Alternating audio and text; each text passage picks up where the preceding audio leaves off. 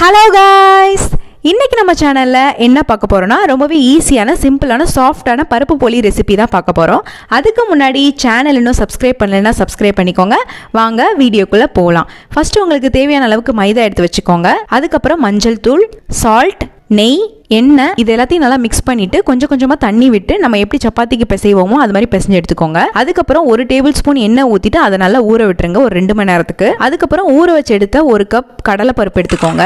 இது நல்லா தண்ணி ஊற்றி வேக வச்சு எடுத்துக்கோங்க. அது நல்லா வேக வச்சு எடுத்த பின்னாடி நல்லா ஆற வச்சுட்டு மிக்சியில் போட்டு அரைச்சி எடுத்துக்கோங்க. அதுக்கப்புறம் ஒரு கடாயில் வெல்லம், தண்ணி, உப்பு, அதுக்கப்புறம் நம்ம வேக வச்சு எடுத்த கடலைப்பருப்பு, ஏலக்காய் தட்டி ஆட் பண்ணிக்கோங்க. இதெல்லாம் சேர்த்து நல்லா மிக்ஸ் பண்ணி எடுத்துக்கோங்க. வாழை இலை இல்லைனா ஒரு பிளாஸ்டிக் கவர் எடுத்து அதில் எண்ணெய் அப்ளை பண்ணிக்கோங்க. அப்ளை பண்ணிட்டு நம்ம ரெடி பண்ணி வச்சிருக்க மாவு அதை நல்லா தட்டிக்கோங்க. அதுக்கப்புறம் நம்ம ரெடி பண்ணி வச்சிருக்க பூரணத்தை உள்ளுக்கு வச்சு 4 சைடு இந்த மாதிரி ஒன்னா சேர்த்து நல்லா கையிலேயே நல்லா ஸ்ப்ரெட் பண்ணிக்கோங்க. அதுக்கப்புறம் நம்ம சப்பாத்தி எப்படி சுடுவோமோ அந்த மாதிரி 2 சைடும் சுட்டு எடுத்துக்கோங்க. அவ்வளவுதான், சாஃப்டான பருப்பு போலி ரெடி ஆயிருச்சு.